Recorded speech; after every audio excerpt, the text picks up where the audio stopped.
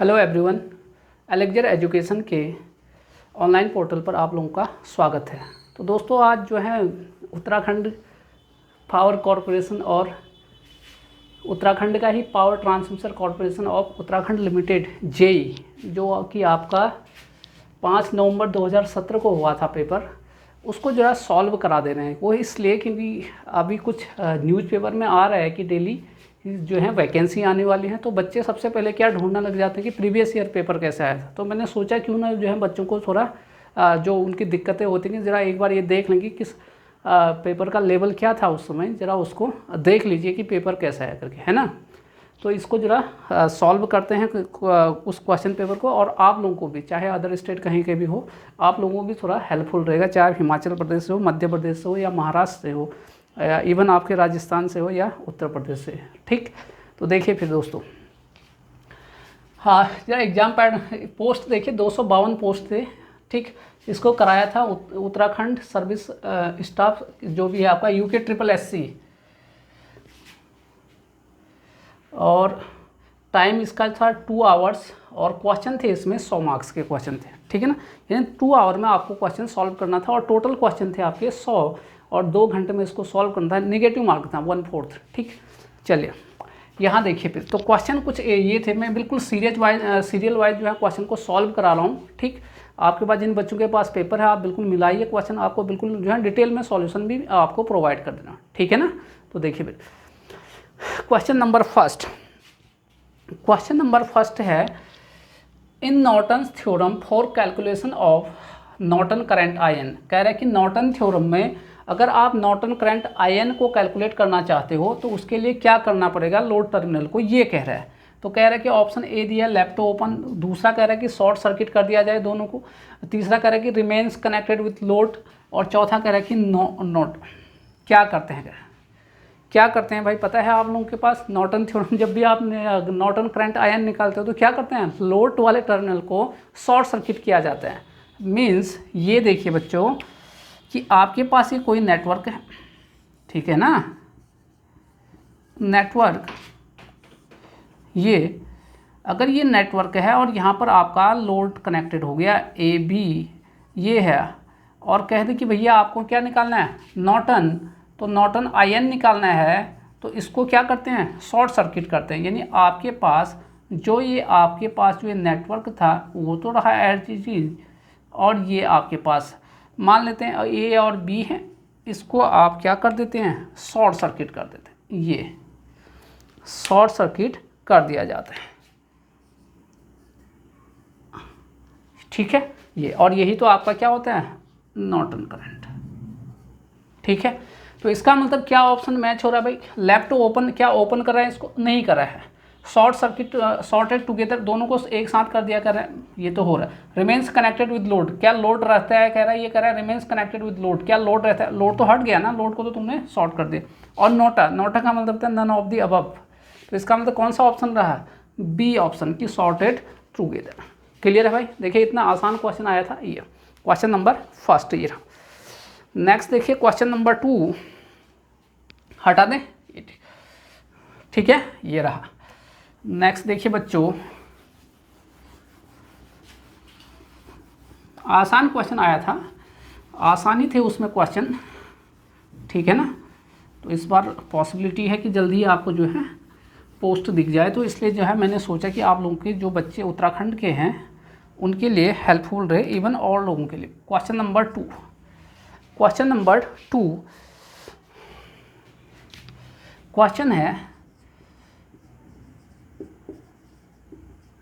In the given circuit, एक circuit दिया गया है, ठीक है, द वैल्यू ऑफ R, एक रेजिस्टेंस R है, उसका मान निकालना आपको। ठीक है बच्चों, जरा देखते हैं, बहुत ही सिंपल सा है इसका भी। देखिए ये आपको दिया गया है, ये आपके पास क्वेश्चन का फिगर है,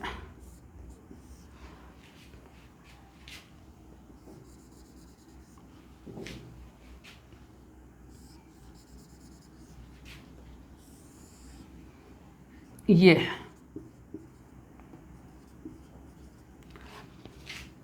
ठीक है, और ये R है और इसमें फ्लो हो रहा है 8 एम्पियर, 8 एम्पियर फ्लो हो रहा है और ये आपका वोल्टेज दिया है 100 वोल्टेज। तो आपको पूछ रहा है इस R का मान, और ऑप्शन भी आपके पास दिया गया है।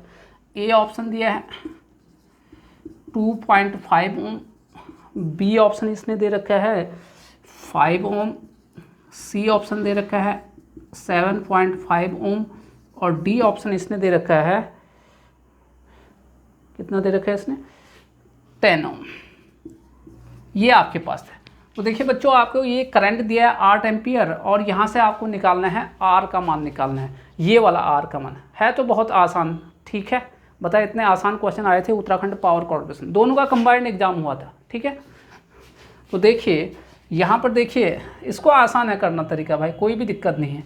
एक ही बार आराम से क्या करिए, अब देखिए इसका सॉल्यूशन कैसे करोगे बच्चों। यहाँ देखिए ज़रा, देखिए ये दोनों, देखिए दोनों रेजिस्टेंस किस में है, पैरेलल में है। आपको बताया भी है भाई, जो बच्चे मुझसे पढ़े हैं, मैंने शॉर्टकट बताया कि अगर आपके पास आपके पास R1 पैरेलल टू R2 है, तो मैंने कहा था कि इनका इक्विवेलेंट R इक्विवेलेंट क्या होगा, कहा था भाई R1 इंटू शॉर्टकट में R2 upon R1 plus R2, यही तो कहा था।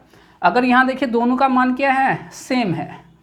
इफ़ R1 बराबर R2 अगर सेम है तो देखिए R इक्विवेलेंट क्या होगा, किसी भी एक टर्म में लिख लीजिए।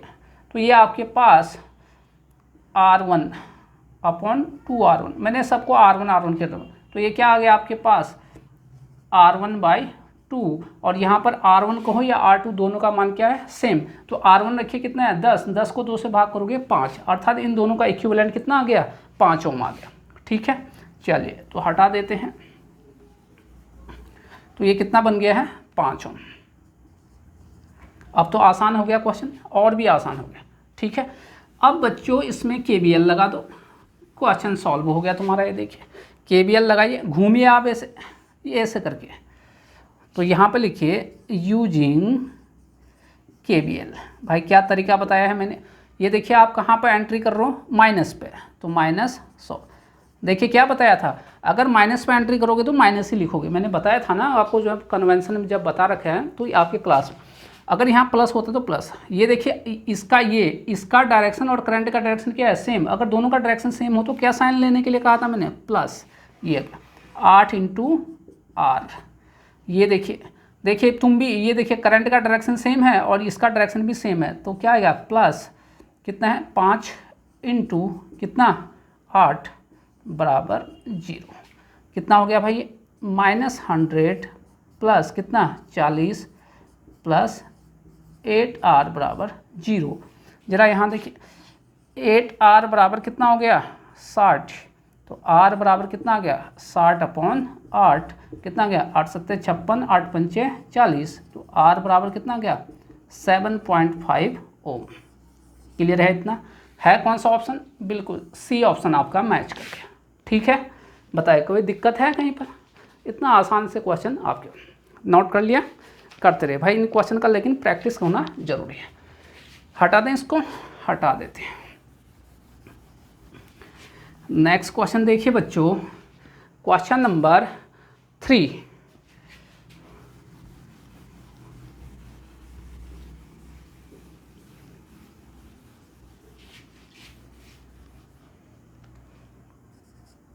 Question number 3,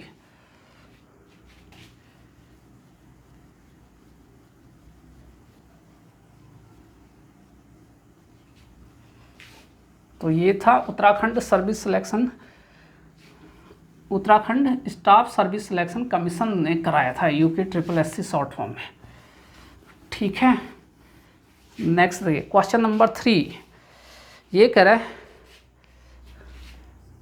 if Q of, ये Q मतलब क्वालिटी फैक्टर होता है, ठीक है। Q of an LC circuit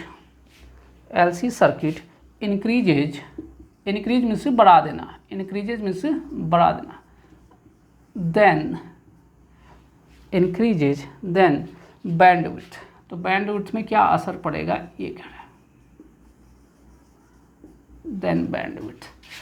option देखिए आपके पास, ऑप्शन दिए रखा है पहला increase, B option decrease, C option देखिए रिमेन्स सेम, और डी ऑप्शन इसने दिया है डाटा इज, क्या कह रहा है, इनसफिशिएंट, कि डाटा कम है, कह रहा है इनसफिशिएंट, ये कह रहा है। तो मैं ज़रा हिंदी में बताता हूँ।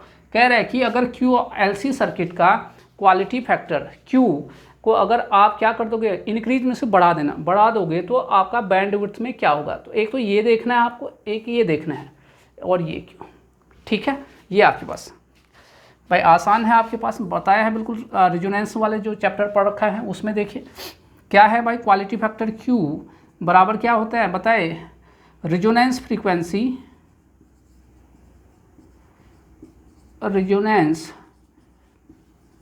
फ्रीक्वेंसी अपॉन बैंडविड्थ, यही होता है। ये सीरीज हो या पैरेलल हो, सबके लिए यही फॉर्मूला होता है, ये वाला। ये आपके पास क्या कह रहे हैं, quality factor of LC circuit increase, इसको बढ़ा दिया जाए, ये बढ़ा दिया तो असर क्या होगा भाई, ये देखिए ये और ये इसमें दोनों में रिलेशन पूछ रहा है, ये क्या होगा फिर, घटेगा या बढ़ेगा। देखिए दोनों उल्टे हैं, तो इसका मतलब इसको क्या होना चाहिए, घटना चाहिए।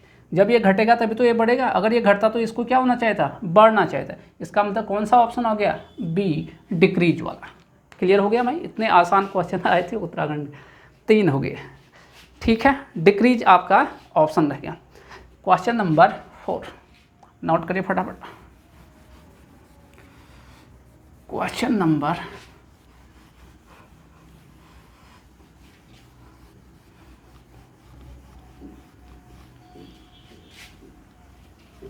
4, क्वेश्चन नंबर 4 देखिए, कह रहा है the equivalent capacitance of the circuit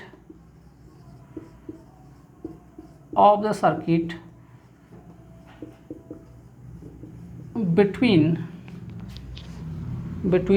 point A and B, ये आपके पास क्या देखिए, फिर आपके पास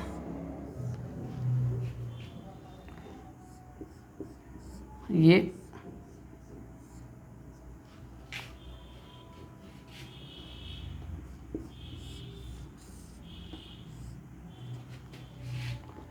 तो A और B के बीच में आपको इक्विवेलेंट कैपेसिटेंस निकालना है। तो ये 6 माइक्रोफैरड का दिया है, ये 12 माइक्रोफैरड का दिया है, और ये 8 माइक्रोफैरड का दिया है। ठीक है, ये है। और ऑप्शन दे रखा है इसने कुछ इस प्रकार से, 6 माइक्रोफैरड, B दिया है 8 माइक्रोफैरड, और इसने C दिया है 10 माइक्रोफैरड, D दिया है 12 माइक्रोफैरड। ठीक है, ये आपके पास है।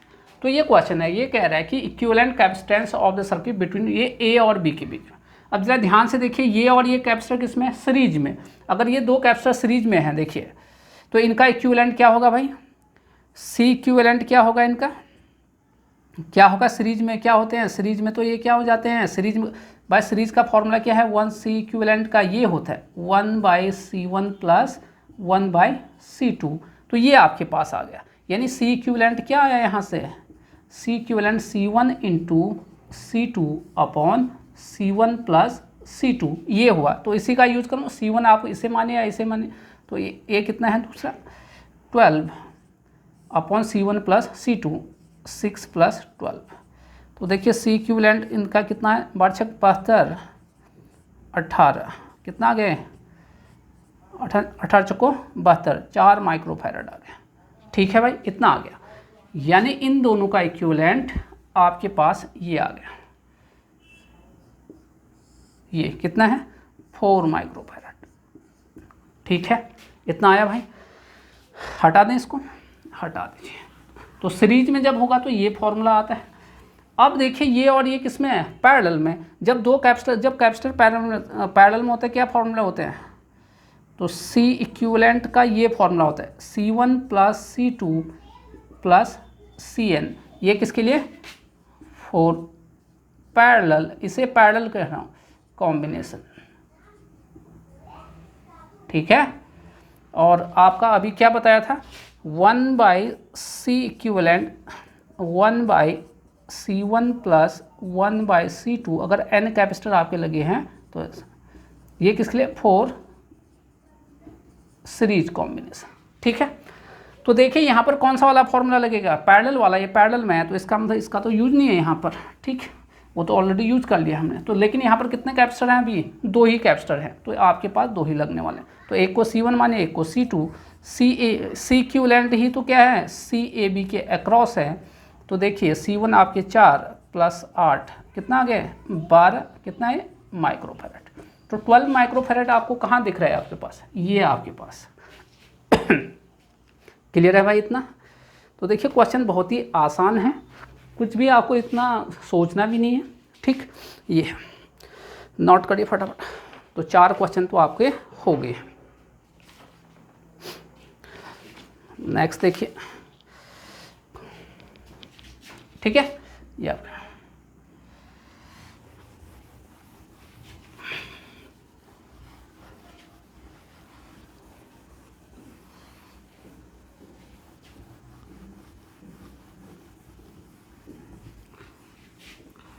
नेक्स्ट देखिए बच्चों,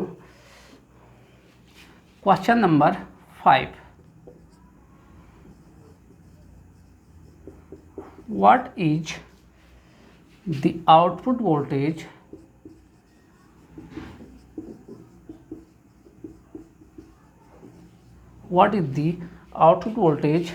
of lead acid cell, ठीक है। क्लास में तो पूरा करा रखा है, इसके बारे में पूरा डिटेल में पता ही है आप लोगों को, कितना डेप्थ में सेल और बैटरी वाला पढ़ा रखा है, ठीक है। ऑप्शन देख लेते हैं।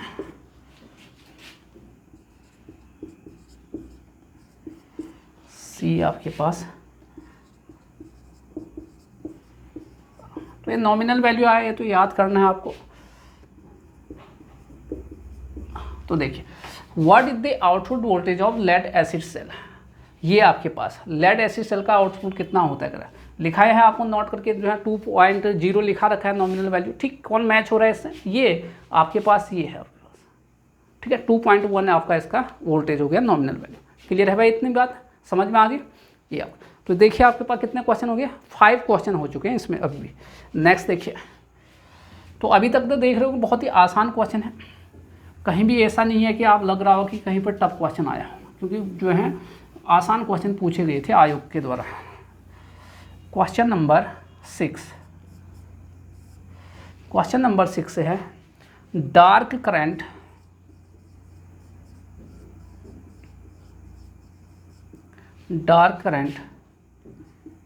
In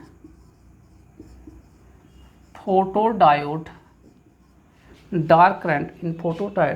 due to. अब ये बच्चों EDC पढ़ा रहा हूँ मैं, आप जो है प्लेलिस्ट में देखिए, वहाँ पर आएगा ये कॉन्सेप्ट, ठीक है। तो यहाँ पर देख लेते हैं, इसका ऑप्शन देख लीजिए। मेजॉरिटी कैरियर, बी ऑप्शन इसका देखिए थर्मली जनरेटेड माइनॉरिटी कैरियर, ठीक है ना।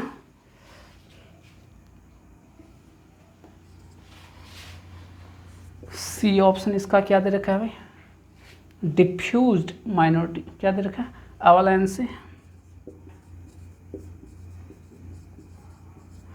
अवलांच से मल्टीप्लिकेशन,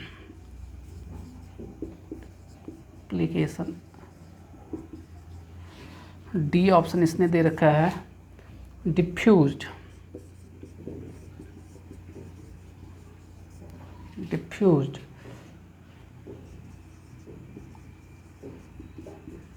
माइनॉरिटी कैरियर्स।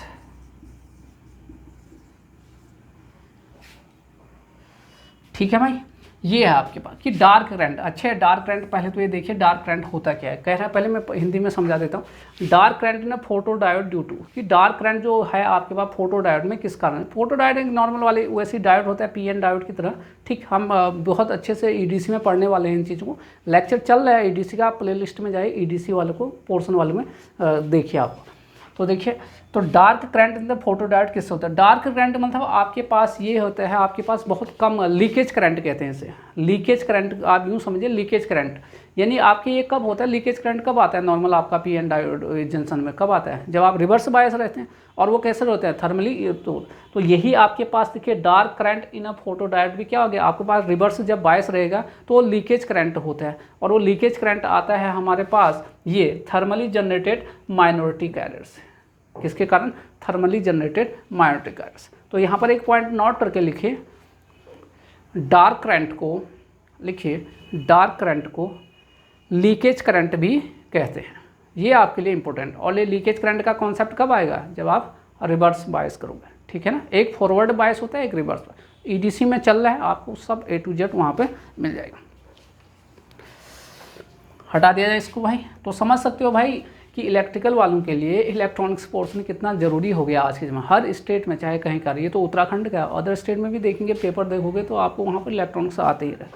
ठीक, नेक्स्ट देखिए,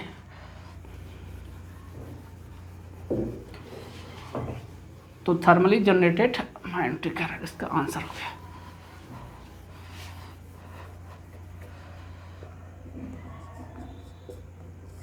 क्वेश्चन नंबर 7 देखिए,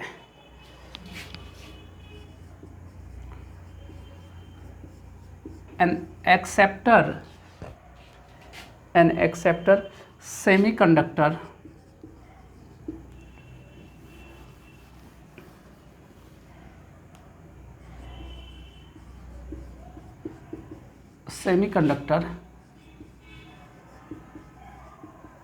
contains, an acceptor semiconductor contains how many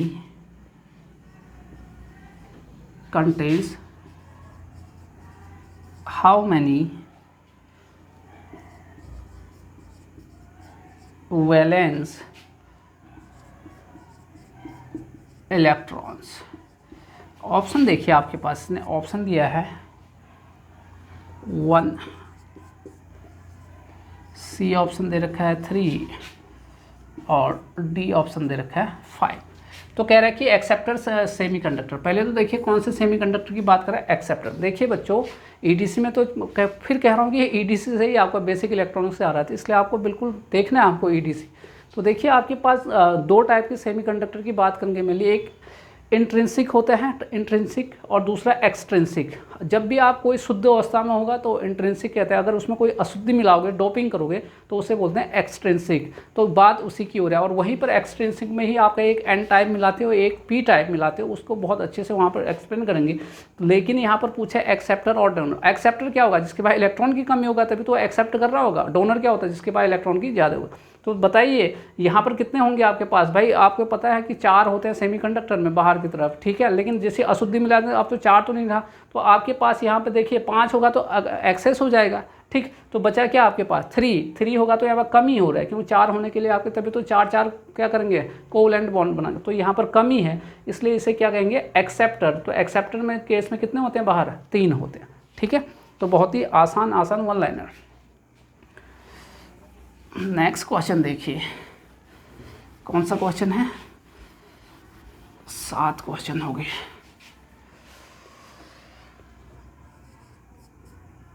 question number 8,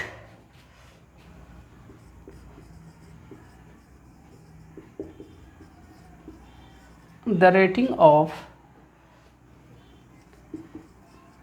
fuse wire, underline कर देते हैं, fuse wire is always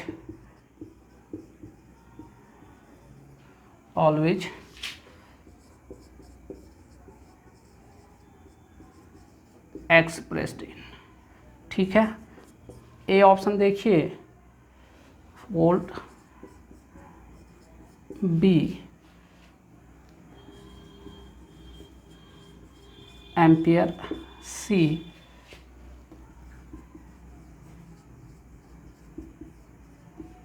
ampere volt, D ampere hour. ये आपके पास देखिए भाई, उत्तराखंड में जो यूजेवीएन का एग्ज़ाम हुआ था ना, उसके जेई के एग्ज़ाम में भी ये फ्यूज वाले टॉपिक से फ्यूज लॉ के बारे में भी पूछ दिया था वहाँ पर। तो ध्यान रखिए, उत्तराखंड में जो एग्ज़ाम होते हैं मैक्सिमम आपको इस प्रकार के क्वेश्चन दिखाए। तो rating of fuse wire is always x में किस में होता है, आपको पता है फ्यूज वायर का काम क्या होता है, करंट को कैरी करना, और करंट का यूनिट क्या होना चाहिए, एम्पियर। तो इसका मतलब क्या होगा, इसका एम्पियर होगा। ठीक है, ये ध्यान रखिएगा आपके पास। भाई फ्यूज वायर क्या करता है, करंट को तो कैरी करना है ना उसको, तो इसलिए आपके पास। ठीक है, वो भी एक फिक्स लिमिट तक ही। ठीक, क्या आंसर रहा इसका, एम्पियर। नेक्स्ट देखिए बच्चों, 8 क्वेश्चन हो गए आपके पास। Question number 9, when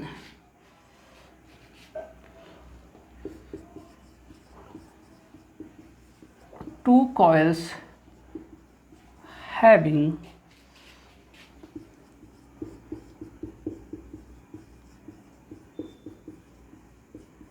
a self inductance is of L1 and L2 are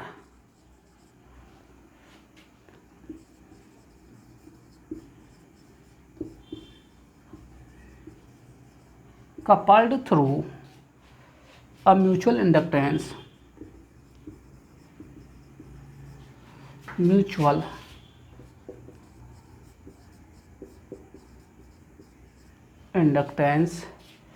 M, the coefficient of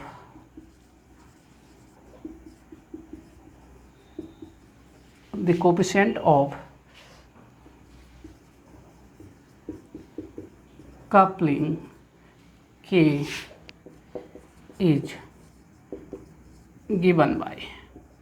ये आपको क्वेश्चन दिया है और ऑप्शन यहाँ पे आपके पास है। कुछ इस प्रकार के ये ऑप्शन है, बिल्कुल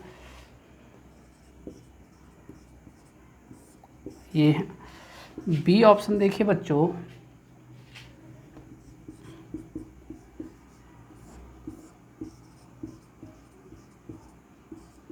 सी ऑप्शन देखिए,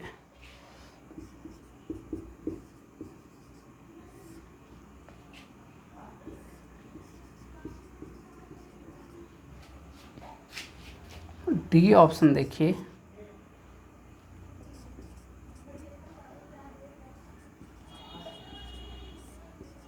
ये आपके पास है। भाई आपको बेसिक में पूरा पढ़ाया गया है, डिटेल में है कि नहीं, बताइए। पहले मैं समझा देता हूँ। तो कह रहे हैं 2 कॉइल हैं जिसका सेल्फ इंडक्टेंस क्या है, L1 और L2 है, उनको कपल कर दिया तो उनका म्यूचुअल इंडक्टेंस M है कह रहा है। तो कोफिशिएंट ऑफ कपलिंग K है। कोफिशिएंट ऑफ कपलिंग K का मतलब ये हुआ, K ये बताएगा कि 2 कॉइल आपस में कितने अच्छे से कपल हो रखे हैं। अगर K का मान 0 है तो अच्छी कपलिंग नहीं है, बिल्कुल भी कपलिंग नहीं हुआ है। अगर K का मान 1 है तो इसका मतलब आपका 100% आइडियल कपलिंग हुआ। और K का मान क्या होता है, 0 और 1 के बीच में होता है। ये पॉइंट जो मैं बोल रहा हूँ नोट कर लीजिए आप, ठीक है ना। K का मान बच्चों ये रहता है आपके पास 0 और 1 के बीच में। ये अगर ये होगा, K का मान 0 होगा, ये देखिए K बराबर 0, तो ये इसका मतलब ये होगा कपलिंग नहीं हो रहा कॉइल में, मिल कपलिंग। अगर K बराबर 1 है तो इसका मतलब ये हुआ कि 100% कपलिंग है, आइडियल कंडीशन बोलते हैं इसे। ठीक है, क्या फॉर्मूला होता है भाई इसका, देखिए क्या जब ड्राइव करते हैं तो फॉर्मूला क्या निकलते हैं भाई, बताएं। M बराबर K L1 L2, ये फॉर्मूला होता है। ठीक है, ये ध्यान रखिए। इसे नो कपलिंग बोलते हैं, इसे 100% कपलिंग यानी आइडियल केस बोलते हैं इसे। और K का मान क्या होता है, 0 से 1। तो देखिए क्या है भाई इसका K का मान बताए, M अपॉन क्या होगा, K का मान ये M अपॉन ये हो गया। ठीक है, ये हो गया आपके पास। ठीक, नोट कर लिया ये आपका। तो ये तो सारा सब चीज़ें करा रखा है, बहुत ही आसान चीज़ें हैं आपको। नेक्स्ट देखिए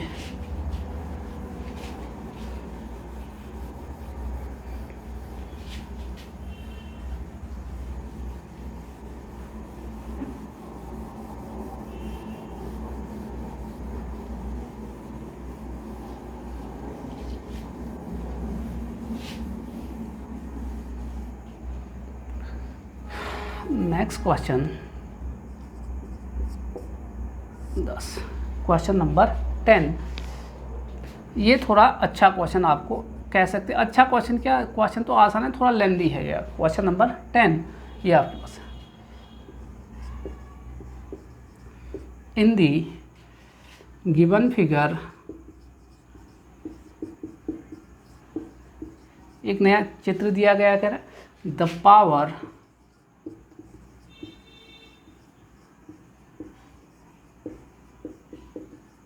सप्लाइड बाय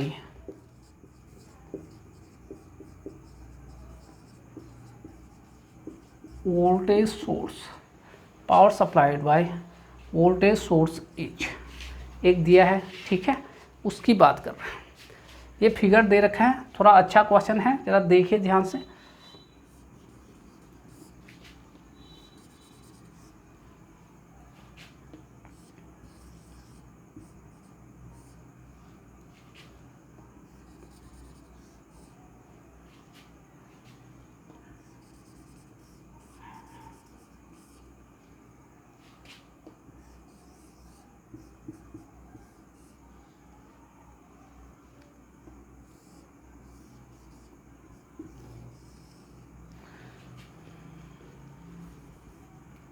ये है बच्चों क्वेश्चन, जो मुझे लगा कि इस क्वेश्चन पेपर में थोड़ा ठीक ठाक क्वेश्चन ये है।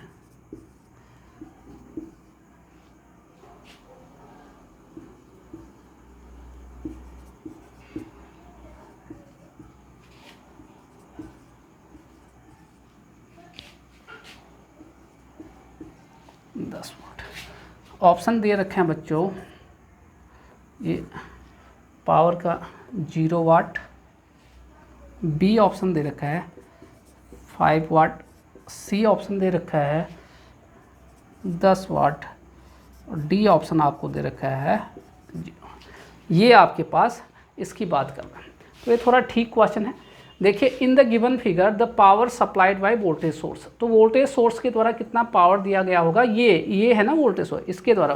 देखिए पावर के लिए आपके पास दो ही चीज़ होना चाहिए, क्या होना चाहिए, पावर का फॉर्मूला क्या होता है भाई, P बराबर VI cos फाई होता है ना पावर। जब भी पावर का है तो आपका इसका मतलब रिएक्टिव से नहीं है, अभी कहा है तो इसका मतलब एक्टिव से मतलब अभी मेंशन नहीं करा है, तो जब तक आपको मेंशन नहीं करा तो एक्टिव पावर है। अब ये देखिए P बराबर क्या है, VI cos फाई, ठीक है। अब क्वेश्चन बच्चों ये आ रहा होगा कि भैया ये पावर फैक्टर कैसे निकालेंगे, ये कैसा है, AC या DC, DC है आपके पास, और DC में आपके पास फेज एंगल कितना होता है, 0, इसका मतलब 4 DC आपके पास है। अगर डायरेक्ट करंट के लिए cos फाई का मान कितना हो गया, 1 हो गया, क्योंकि सेम फेज में रहता है ना DC में, तो ये 1 हो गया। तो इसका मतलब आप कुल आपको क्या निकालना है, VI निकालना है। बस वोल्टेज तो आपको पता ही है, बस इसमें कैसे भी करके क्या निकाल दिया जाए, इस 10 वोल्ट इस वाले ब्रांच में करंट निकाल दिया, चाहे आ रहा हो या जा रहा हो तो बाद में देखेंगे, तो आपका क्या आ जाएगा, आपका पावर निकल जाएगा और ऑप्शन हम लोग मैच करेंगे। बताइए इतना समझ में आया आप लोगों को कि क्या था मेरा कहना, ये ठीक है। तो देखिए अब मेरा मेन एम यही रहने वाला है कि इसमें कैसे भी करके करंट निकाला जाए। अब ये आपके लिए थोड़ा एक टास्क है, ठीक है। तो बताइए क्या किया जाए भाई, इसको अब ऑप्शन नोट हो गया तो हटा देते हैं इसको। तो देखिए क्या है इसका, तो मैं क्या करने वाला हूँ, सुपरपोजिशन थ्योरम यूज़ कर देता हूँ, ठीक है। आप कुछ भी करके करिए, मैं जो है थोड़ा सुपरपोजिशन थ्योरम हम लोग का थोड़ा। देखिए सुपरपोजिशन थ्योरम ने क्या कहा था कि किसी एक टाइम पर एक ही सोर्स का यूज करिए, बाकी को क्या करिए, हटा दीजिए। हटाना किस सेंस में, वोल्टेज को शॉर्ट सर्किट करोगे और करंट को क्या करोगे, ओपन सर्किट करोगे, ठीक है ना। ये आपके पास, तो देखिए मुझे इस ब्रांच में करंट से मतलब है, ठीक है। तो देखिए 3 केस लेने वाला, 3 सोर्स हैं, 1 2 3। तो देखिए केस फर्स्ट, भाई क्लास में तो आपको सब कुछ करा गया, when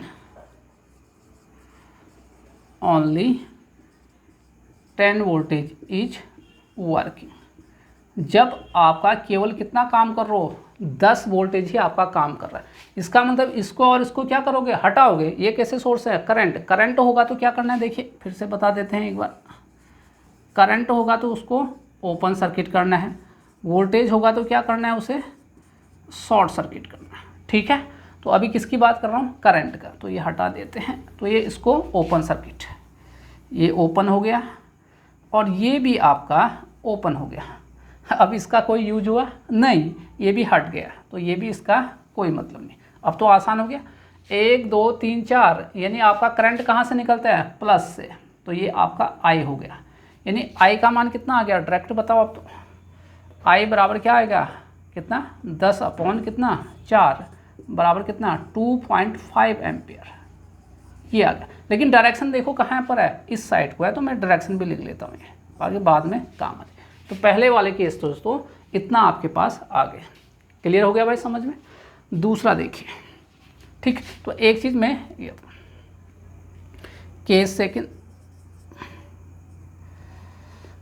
case second when only 1 ampere is working, जब आपका केवल 1 ही एम्पियर काम कर रहा है ये, तो इसका मतलब ये वाला क्या रहेगा ये जो है, ये ओरिजिनल फिगर को देखोगे तो ये 2 एम्पियर वाला क्या हो जाएगा, ओपन, और इस समय ये क्या हो जाएगा आपका, शॉर्ट हो जाएगा। करंट का डायरेक्शन ये भी शॉर्ट हो गया वोल्टेज वाला, ठीक है। ये 1 है, ठीक है भाई, बताइए इतनी बात क्लियर हो गई। अब देखिए करंट किस में निकालना है, इसमें करंट निकालना है, इस वाले ब्रांच में। तो देखिए 1 एम्पियर आया यहाँ से, और यहाँ से आया, मान लीजिए यहाँ पर आई डैश चले गया, तो यहाँ कितना आया आपके पास 1 माइनस, यहाँ पर सिंपल सा नोट लगा देना KCL कि आपका अंदर आने वाले बराबर बाहर आना, 1 था, कितना चले गया वहाँ पर आई डैश, ये आपके पास आ गया। क्लियर है भाई। अब देखिए अब बहुत सिंपल हो गया आपके पास, KVL यूज करिए या कुछ भी यूज करिए, कुछ भी करिए। एक तो ये है आपके पास KVL यूज करने का, दूसरा आपके पास क्या कर दीजिए, एक 2 बन गया, एक इससे 1 दे रहा हूँ और इसे 2, एक ये।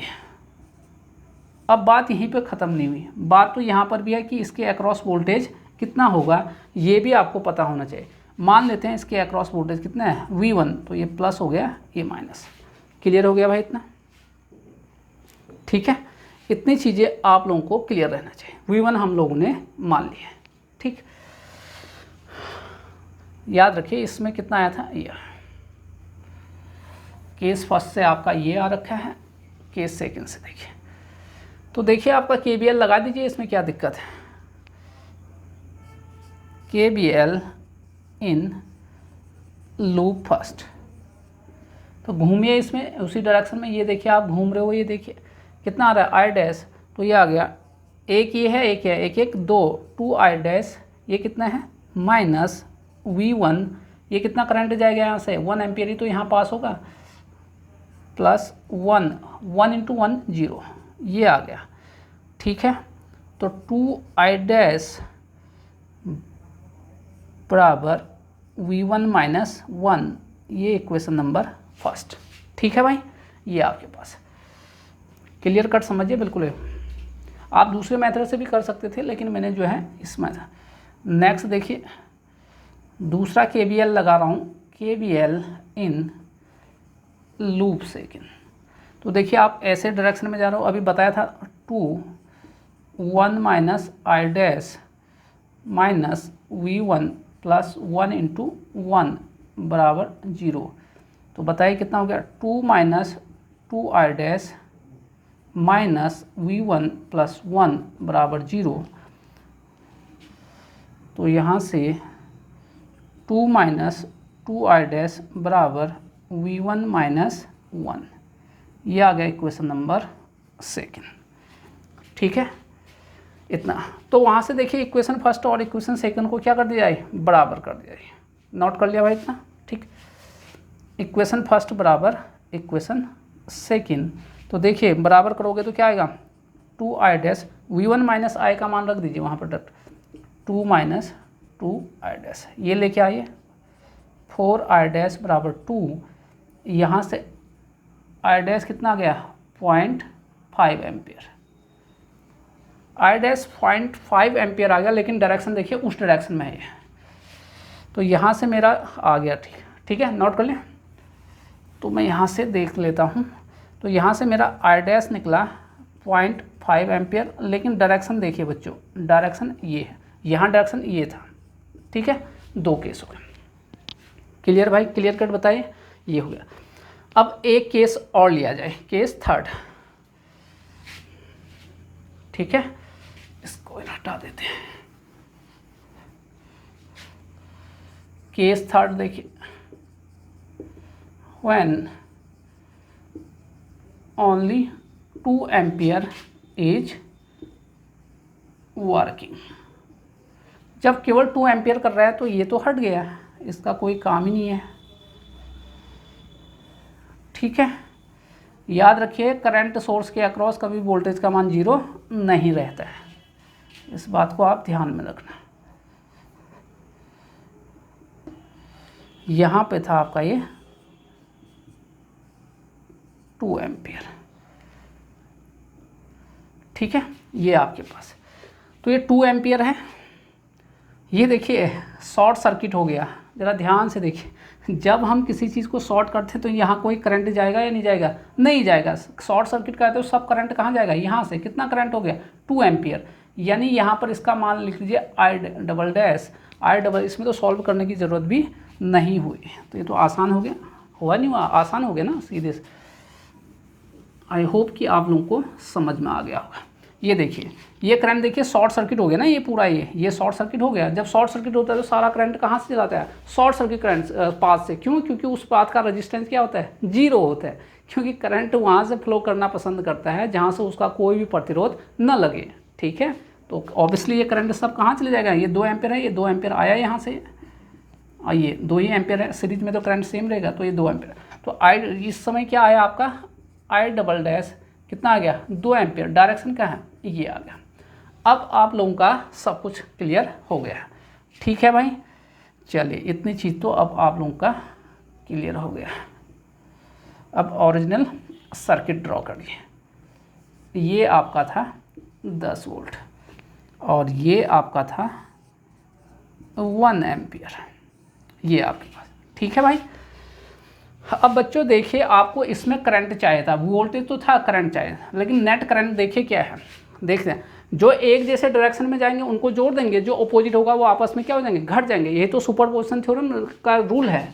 तो देखिए एक जैसे ये वाला और ये वाला दोनों एक ही डायरेक्शन में जा रहे हैं, कितने हैं, 2 और 0.5, 2.5, तो 2.5 उस डायरेक्शन में जा रहा है, इस डायरेक्शन में कितना आ रहा है, 2.5, तो नेट करंट कितना हो गया, 0 करंट हो गया। तो नेट करंट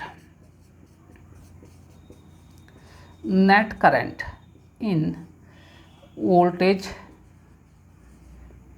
ब्रांच, वोल्टेज वाले ब्रांच में कितना हो गया भाई, जरा देखिए। जो एक डायरेक्शन में जा रहे हैं 2 + 0.5 - 2.5, माइनस साइन क्यों लिया, क्योंकि ये अपोज कर रहा है, एक यहाँ जा रहे हैं 2 वहाँ जा रहे हैं, इसलिए माइनस, तो कितना आ गया है, 0। जब अब नेट करंट का ही मान 0 आ गया तो अब तो वोल्टेज कुछ भी हो, पावर होगा नहीं होगा, क्योंकि 0 से किसी भी को भी इंटू करो उसका मान क्या हो जाएगा, 0 ही होगा। इसका मतलब ये हुआ कि वोल्टेज द्वारा जो नेट आपके पास पावर कंज्यूम्ड या डिलीवर्ड जो भी है वो क्या हो गया, 0। तो कौन सा ऑप्शन आपके पास मैच कर गया भाई, बताइए, ऑप्शन नंबर ए हो गया। देखिए थोड़ा ये क्वेश्चन लेंथी था और अच्छा सा आपको समझना भी था, ठीक है। आई होप अब आप लोगों को समझ में आ गया। तो पावर कितना हो गया यहाँ से, P बराबर 10 × 0, तो पावर बराबर 0 वाट। तो ऑप्शन आपके पास ए हो गया, ठीक है भाई। इतनी चीज़ें आपको क्लियर रहनी चाहिए। तो देखिए थोड़ा ये अच्छा क्वेश्चन नहीं रहा। नेक्स्ट देखिए बच्चों,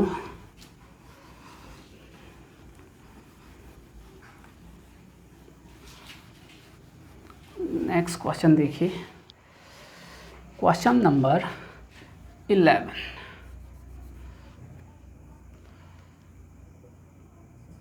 क्वेश्चन नंबर 11,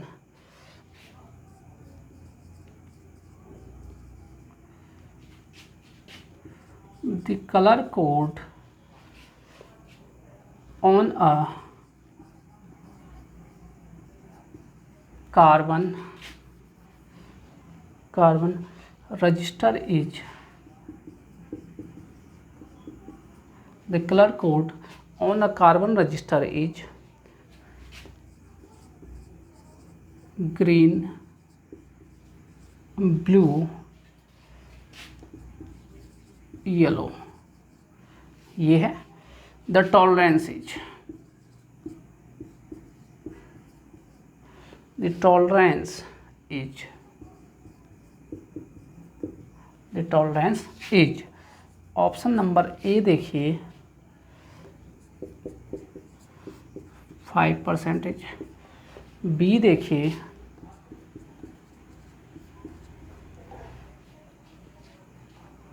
6 देखिए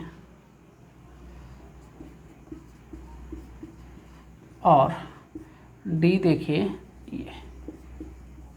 ठीक है, ये आपके पास देखिए the colour code on a carbon register is, आपके पास कलर कोड ये है, यहाँ पे ग्रीन है, ब्लू है, येलो है, तो उसमें टॉलरेंस बताना है आपको, टॉलरेंस कितना होगा ये अपना, यानी रजिस्टर की जो है कलर कोड आपसे आपको एक क्वेश्चन पूछ दिया गया है। ठीक है ना, ये आपको क्लियर रहना चाहिए।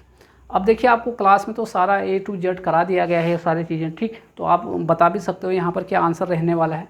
ठीक है, आपको पता ही है भाई हम लोगों के पास क्या क्या होते हैं भाई, right hand left hand side से जैसे राइट हैंड साइड को जाते हैं तो हम लोगों के पास पहला और सेकंड डिजिट होते हैं को डिजिट शो करते हैं, तीसरा वाला जो क्या शो करता है मल्टीप्लायर को शो करता है। ठीक है, और चौथा वाला यहाँ पर क्या शो करता है टॉलरेंस शो करता है। तो आप लेफ्ट हैंड से राइट की ओर जाइए तो पहला और दूसरा तो डिजिट को शो करेंगे, तीसरा क्या शो करेगा टॉलरेंस को शो करेगा, सॉरी तीसरा आपके पास किसको शो करेगा मल्टीप्लाई को। देखिए ये और ये किसको कहाँ से जाना है आपको लेफ्ट से राइट की ओर जाते हैं, तो देखिए ये किसको शो करेगा, ये और ये किसको डिजिट को शो करते हैं, फर्स्ट डिजिट सेकंड डिजिट, ये किसको शो करेगा मल्टीप्लायर यानी 10 के घात वाले को, और चौथा यहाँ पर है ही नहीं यानी no colour.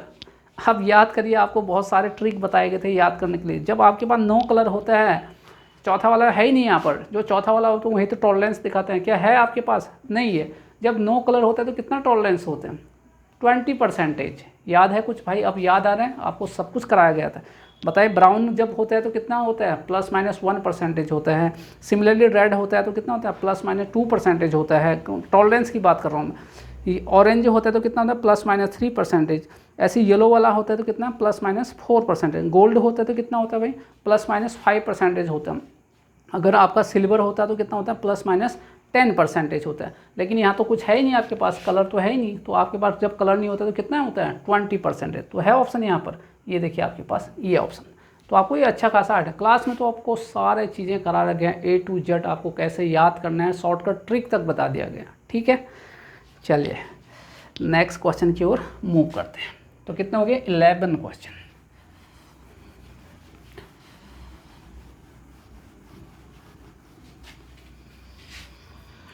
Question number 12,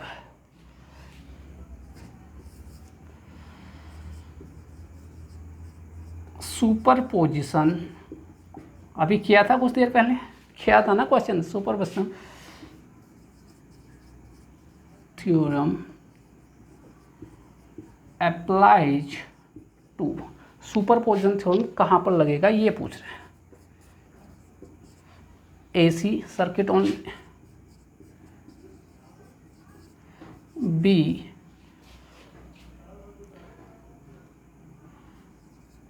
both AC circuit only कह रहे हैं, बी देखिए DC सर्किट ओनली, सी देखिए both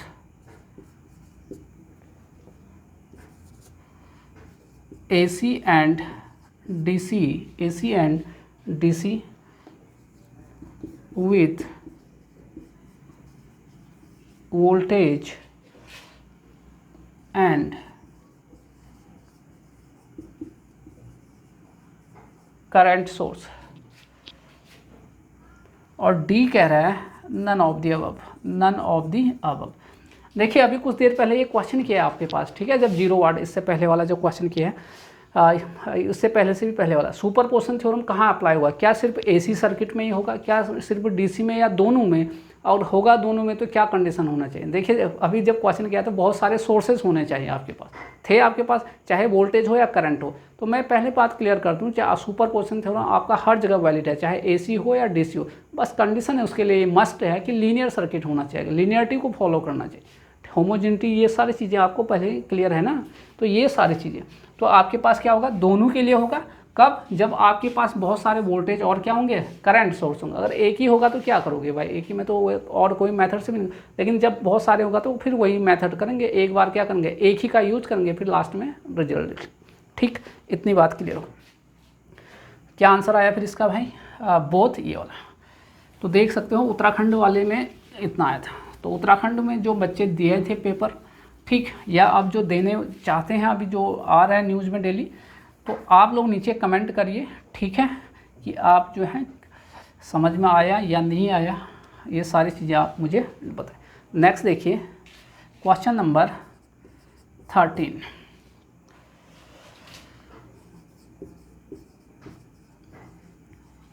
In a common emitter,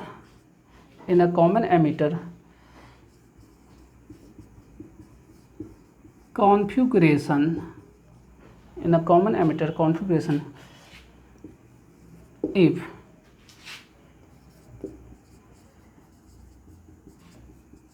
transistor has beta बराबर 100 and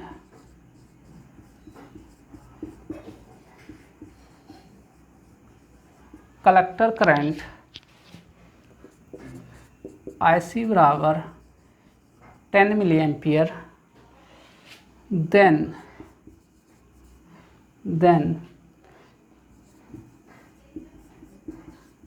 emitter current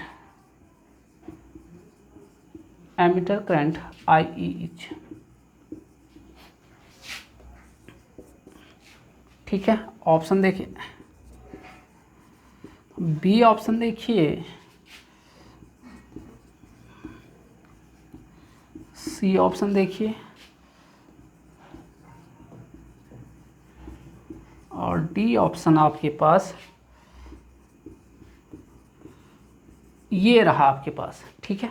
तो देखिए बच्चों, आजकल के जो ट्रेंड चल रहा है इलेक्ट्रिकल में, वो सब इलेक्ट्रॉनिक्स वाले की ओर मूव कर रहे हैं, मतलब क्वेश्चन इलेक्ट्रॉनिक्स से पूछे जाने लगे हैं। तो आप देख सकते हो उसी का है।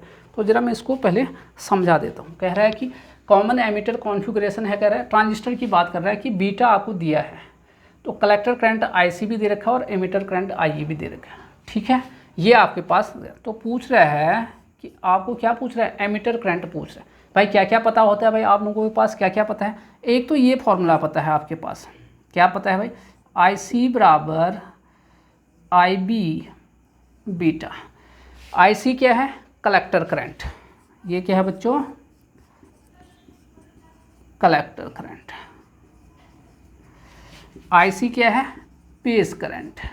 तीन टर्मिनल होते हैं ना, बेस, एमिटर और कलेक्टर, ये होता है। दूसरा क्या पता है भाई आपको, बताएं। दूसरा आपको ये पता है, IE बराबर IB प्लस IC। ये दो फॉर्मूले आपको पता है। ये कौन सा करंट है, एमिटर करंट है, एमिटर करंट है आपका, ठीक है भाई। अब देखिए जो जो वैल्यू दिए हैं उसको रखिए, आपका आंसर आ जाएगा। तो देखिए IC बीटा का मान कितना दे रखा है इसने, देखिए कितना है, 100 दे रखा है, इनटू और क्या, अच्छा IB, यहाँ से IC दे रखा है, IC का मान 10 है, 10/100 मिली एम्पियर में है IB। तो IB का मान कितना आ गया आपको, 0.1 मिली एम्पियर, ठीक है। अब किस में आइए भाई, यहाँ पर आइए, IE बराबर आइए, IE बराबर IB प्लस IC का मान तो पता है आपको 10 मिली एम्पियर। ये कितना हो गया, ये दे ही रखा है 0.1, ये निकाल लिया आपने, मिली एम्पियर ये। तो IE एमिटर करंट कितना हो गया, 10.1 मिली एम्पियर। बताइए कितना आसान क्वेश्चन है। बस आपको अगर ये फॉर्मूले पता होता तो आप, तो कौन सा ऑप्शन हो गया, डी ऑप्शन। कौन सा ऑप्शन हो गया बच्चों, डी ऑप्शन, ठीक है। क्लियर है इतना भाई। कितने क्वेश्चन हो गए, 13 क्वेश्चन नोट कर लीजिए फटाफट। नेक्स्ट क्वेश्चन देखिए,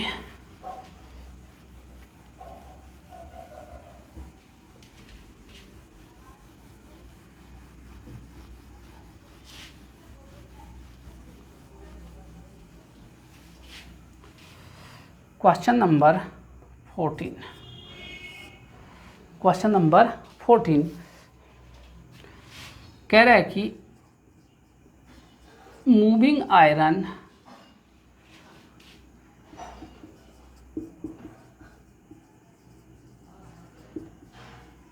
इंस्ट्रूमेंट्स आर, ठीक है,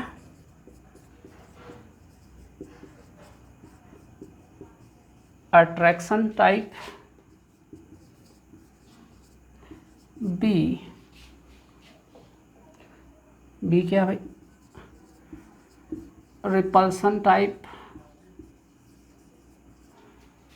सी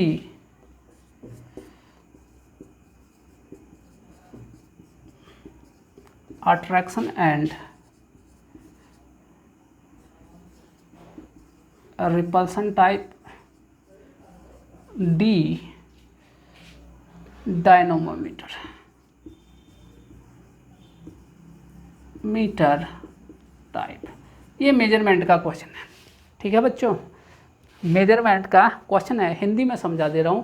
कह रहा है कि मूविंग आयरन, एमआई भी बोलते हैं शॉर्ट में, मूविंग आयरन इंस्ट्रूमेंट कितने टाइप के होते हैं कह रहा है। ये तो हर कोई बताया था आपको, मूविंग आयरन कितने टाइप के, 2 ही टाइप के, अट्रैक्शन और रिपल्सन टाइप। खैर इसका तो आंसर डायरेक्ट आ गया, लेकिन इसमें कुछ और पॉइंट आपको जान लेना जरूर चाहिए। मूविंग आयरन कैसा जो है स्केल को फॉलो करता है, नॉन लीनियर स्केल को फॉलो करता है, स्क्वायर, क्योंकि यहाँ का टॉर्क जो होता है वो स्क्वायर में आता है।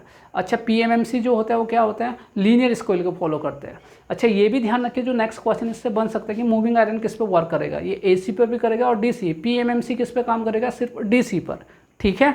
इतना आपको क्लियर कट आइडिया नहीं चाहिए। और PMMC permanent magnet moving coil, उसका स्केल क्या होगा, लीनियर होता है, ये आपको ध्यान में रखना है।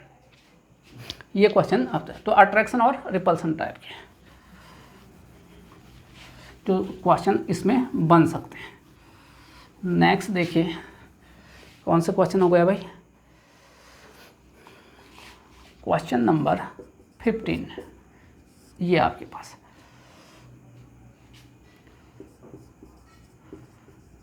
the RMS value of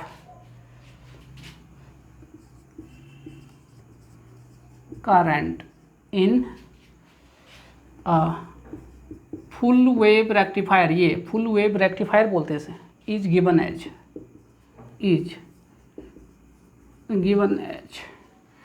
ये क्वेश्चन तो पीसीएल में भी पूछ दिया था इसी टाइप का एक, गिवन एज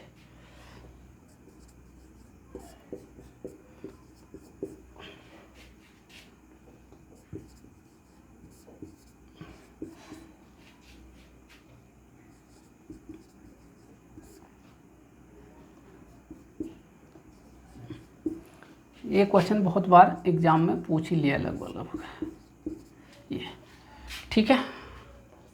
पहले मैं इसको समझा देता हूँ। आरएमएस वैल्यू निकालना है आपको, कैसा value, RMS value current of है full wave rectifier. Full wave rectifier का जब आउटपुट से जो करंट आएगा मतलब आपके पास, उसका आरएमएस वैल्यू। आपको पता है कि फुल वेव रेक्टिफायर का काम क्या होता है, एसी को किस में कन्वर्ट करता है, डीसी में। तो इसने बोल दिया कि आपके पास क्या कर रहा है, फुल वेव है, तो दोनों को करेगा, दोनों साइकिल को कन्वर्ट करेगा। यानी आपका कहने का मतलब ये है, जनरली हम साइन वेव लेते हैं, तो वही मैं ले रहा हूँ, ये करंट की बात है, ये आपका आई है, ये आई एम है, ये थीटा है, ये आपका पाई है, ये 2 पाई। इसको किससे पास कर दिया आप लोगों ने, ये फुल वेव रेक्टिफायर से। जैसे आपने इसको पास कर दिया, फुल वेव रेक्टिफायर क्या करेगा, एसी को डीसी में, तो ये कन्वर्ट हो गया। देखिए ये मैग्नीट्यूड तो सेम रहेगा, ये आई तो ठीक है, ये आई एम ही रहेगा, ठीक है। ये बस ये पाई, ये 2 पाई और ये थीटा। ये तो कह रहा है कि इसका आरएमएस वैल्यू निकालो। अब बच्चे जो मैंने तो बहुत सारे शॉर्टकट बताए हैं बच्चों को निकालने का।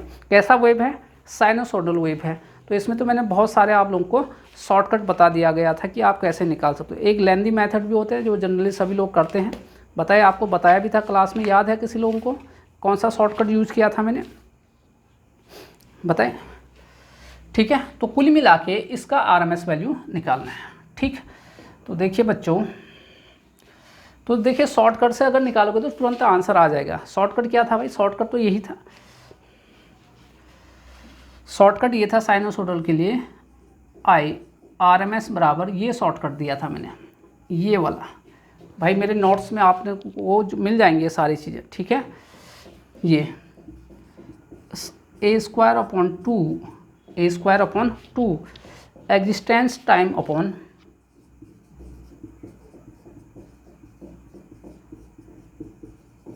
Upon total time. अब ये एक साइकिल की बात कर रहे हैं हम लोग। ठीक है, ये शॉर्टकट दिया था मैंने।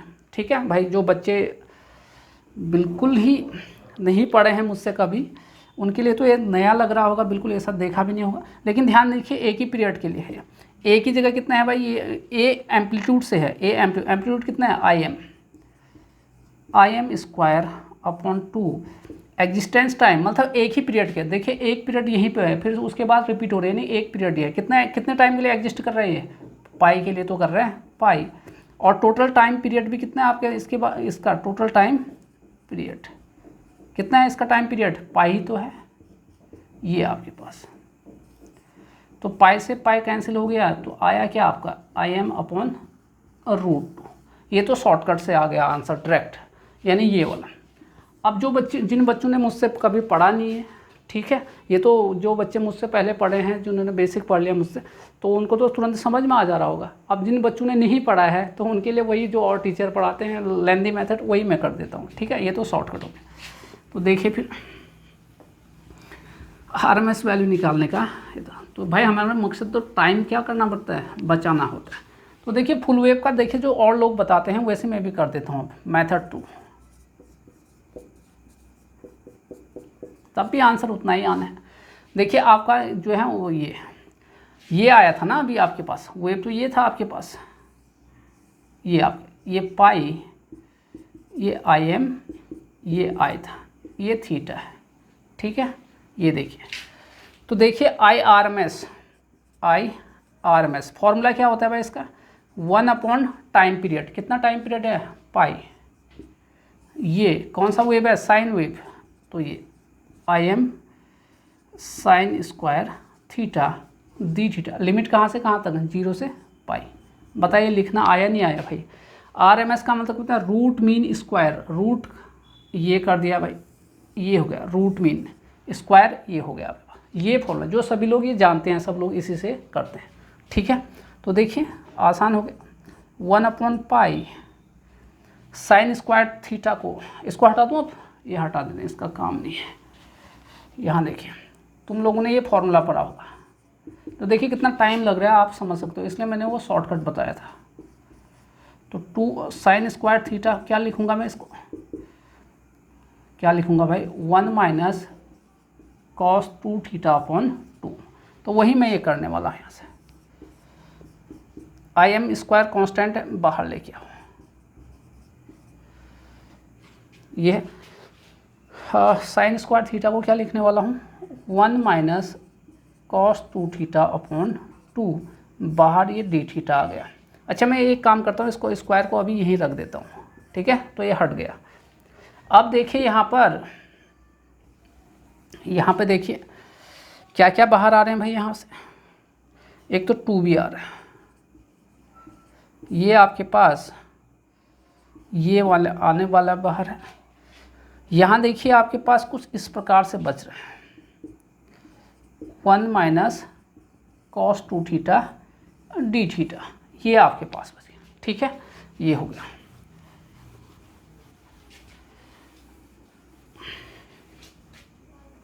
ठीक है, यहाँ देखिए फिर से यहाँ ए स्क्वायर यहाँ कर दिया, 2 पाई। तो देखिए ये क्या होगा भाई, 1 का क्या होता है, डी इसका 1 का थीटा होता है, इंटीग्रेशन कर रहे हैं, इसका क्या होगा कॉस 2 थीटा, कॉस का क्या होता है साइन 2 थीटा, लेकिन अपॉन में क्या होगा 2, क्योंकि इसके गुणांक से क्या करते हैं, डिवाइड करते हैं इंटीग्रेशन में, यही डिफ्रेंशिएशन होता है, मल्टीप्लाई करते हैं। ये हो गया, लिमिट रख दीजिए 0 से पाई। ठीक, ये आपके पास आ गया। तो एक बार अपर लिमिट रखोगे, फिर क्या रखोगे, लोअर, तो पाई माइनस साइन 2 पाई का मान कितना होता है 0, फिर माइनस लोअर लिमिट रखिए 0 माइनस ये साइन 0 का मान 0, ये खत्म हो गया। तो बराबर im² 2 पाई इंटू कितना हो गया, पाई हो गया, पाई से पाई कैंसिल, तो आपका ये आ गया अभी im²/2, लेकिन आपको RMS निकालना है। तो RMS बराबर ये स्क्वायर कहाँ जाएगा, अंडर रूट में आ जाएगा 2, तो im/√2। तब भी ऐसे ही आया ये, तब भी वही आंसर आया, लेकिन समझ सकते हो कितना टाइम लगा है इसमें।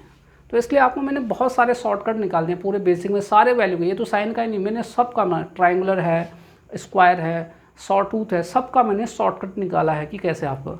ठीक है, तो आपको ये क्लियर रहना चाहिए। तो इतना लंबा टाइम क्यों लगाए भाई यहाँ पर, तब तक तो बच्चे 4-5 क्वेश्चन कर लेंगे जो शॉर्टकट पढ़ा होगा। जिन लोगों ने मुझसे शॉर्टकट पढ़ा होगा वो तो कर देगा, टॉप कर देगा वहाँ पर। ठीक है, इतनी चीज़ें क्लियर हो गई भाई। तो ये था, आई होप कि आप लोगों को समझ आया। अब ये बताना भी ज़रूरी है तुम लोगों को, क्योंकि तुम लोगों ने तो ऐसे ही पढ़ा होगा मैक्सिमम। जिन लोगों ने नहीं पढ़ा है मुझसे, तो ऑब्वियसली इतना ही लेंदी मेथड पढ़ा है उन लोगों ने, तो हम लोगों को इसलिए बताया जा रहा है। Next question number 16। Question number 16 क्या कर रहा है भाई, 4 ट्रांजिस्टर एक्शन।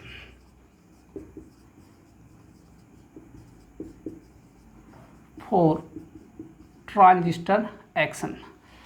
भाई देखिए, कहा ना मैंने कि आजकल जो है इलेक्ट्रिकल में इलेक्ट्रॉनिक्स की चीज़ें बहुत ज़्यादा है।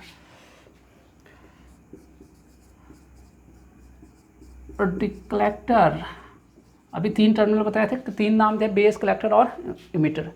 Must be more heavily doped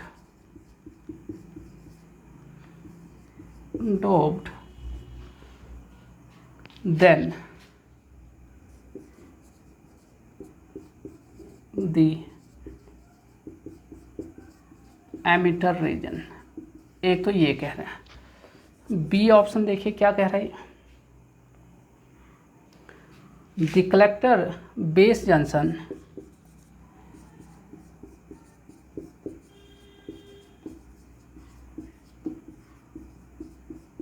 the collector base junction must be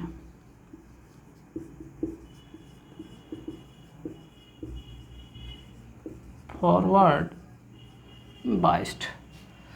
सी देखिए,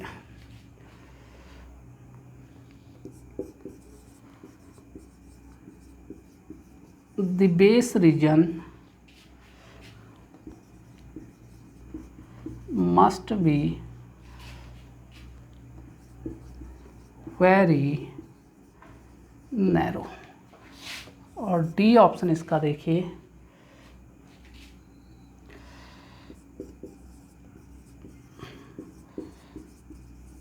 the base region must B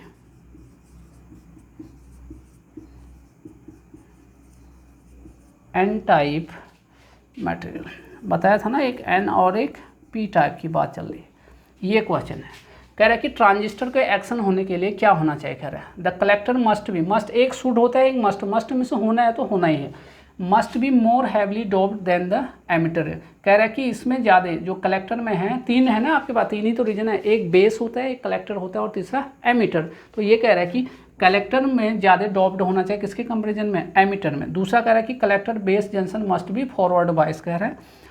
और तीसरा कह रहा है कि बेस को क्या होना चाहिए, नैरो में से पतला होना चाहिए कह रहा है, और base region must be N type का होना, और उन बेस रीजन को एन टाइप का होना चाहिए कह रहा है। बताओ भाई क्या होता है इसमें से, बताए।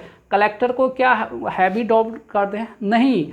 एमिटर देखिए, एमिटर को सबसे ज़्यादा हैवी डॉप्ड किया जाता है, तो ये तो आपके पास गलत हो गया।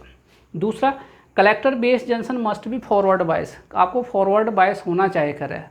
भाई आपके पास एक्शन होने के लिए आपके पास देखिए कलेक्टर बेस जंक्शन को क्या होता है, रिवर्स बायस, ये मस्ट कर रहा है, हमेशा ही क्या होगा कर रहा है, फॉरवर्ड बायस, ऐसा नहीं है। एक्टिव रीजन में काम करेगा तो इसको क्या करना पड़ता है, रिवर्स बायस होना चाहिए, ठीक है, ये मस्ट तो आपके पास गलत हो गया। ठीक, बेस रीजन क्या होना चाहिए कर, हमेशा नैरो होना चाहिए, उसका काम तो पास करना है। तो ये देखिए ये तो अभी तक सही हो गया।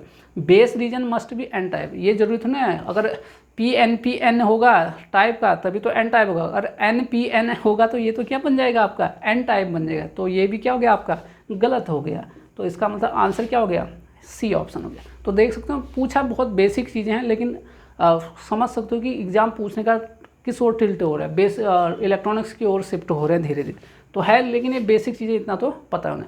तो जो आपके पास डोपिंग का जो सबसे ज़्यादा होता है, सबसे ज़्यादा एमिटर को करते हैं, फिर कलेक्टर को, फिर किसके पास, बेस के पास करते हैं, ठीक है, ये आपके पास समझ।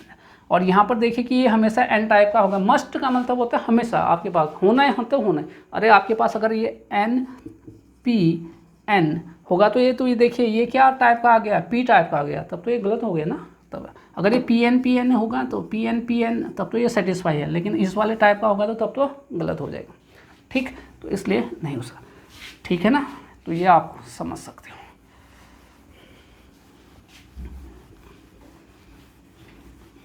कितना आसान क्वेश्चन है, बेसिक चीज़ें पूछ रखा है इसने। नेक्स्ट देखिए भाई, क्वेश्चन नंबर 17, ठीक है। देखिए माइक्रो प्रोसेसर भी पूछ रहे हैं, the 5 flags in 8085 micro processor, देखिए माइक्रो प्रोसेसर का आर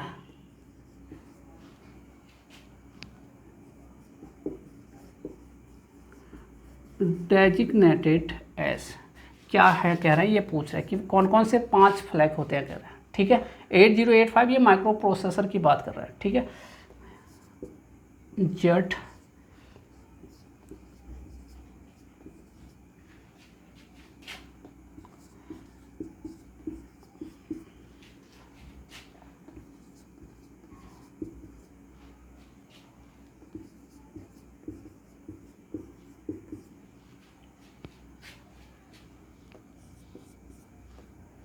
तीसरा क्या कर रहा है,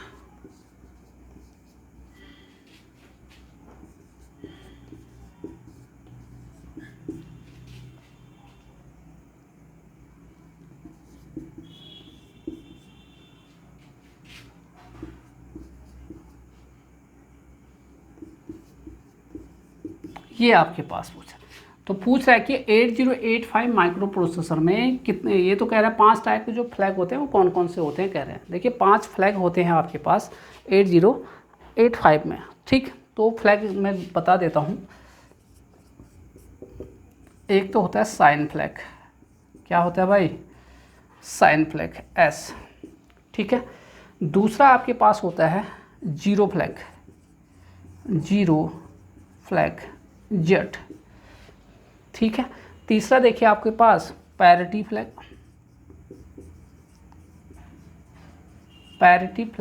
पी। चौथा देखिए आपके पास कैरी फ्लैग सी वाई। और पांचवा आपके पास होता है ऑक्सिलरी कैरी फ्लैग,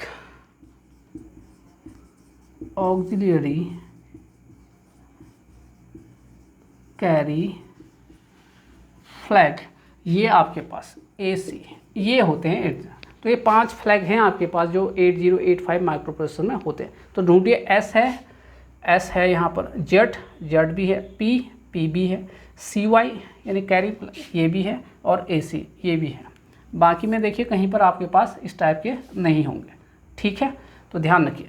तो ये आसान सी क्वेश्चन आसान हो गया, आपको बस बेसिक इन्फॉर्मेशन पूछा हुआ था, ठीक है ना। ये आपके पास कितने क्वेश्चन हो गए भाई, 17 क्वेश्चन।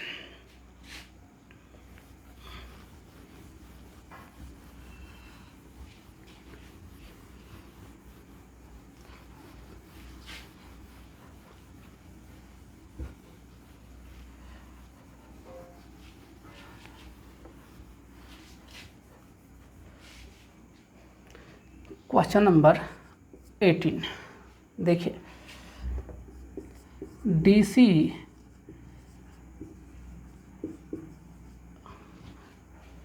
मोटर इज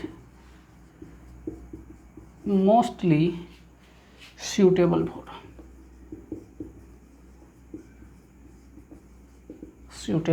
for, ये क्वेश्चन भी बहुत बार आपको एग्जाम में देखने होगा।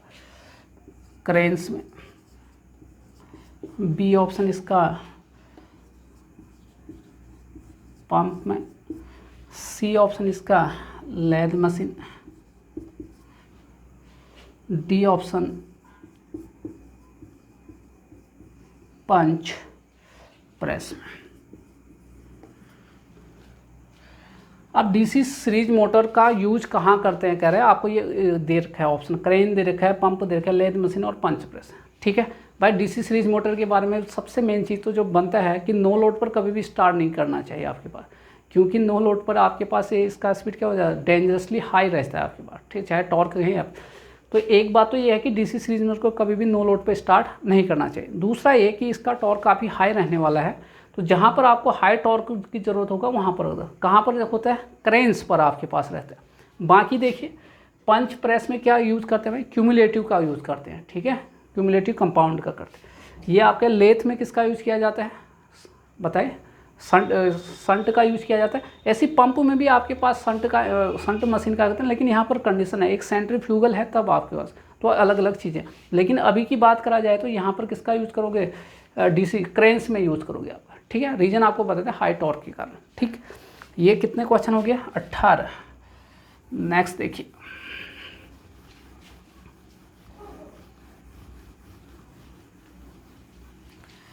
Question number 19।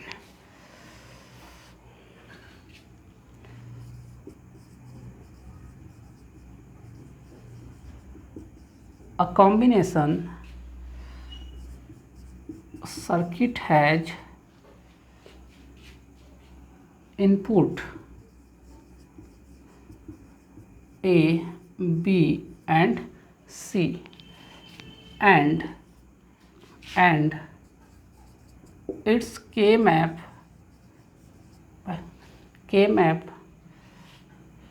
is shown, और इसका के मैप दिखाया गया है। द आउटपुट, तो आपको आउटपुट बताना है। तो पहले इसका के मैप देखते हैं, ये दिया है, ये दे रखा है सी ए बी,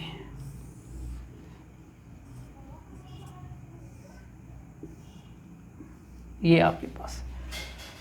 ठीक है, 0 0 0 1 1 1 1 0, तो 1 1 1 1 ये आपके पास है।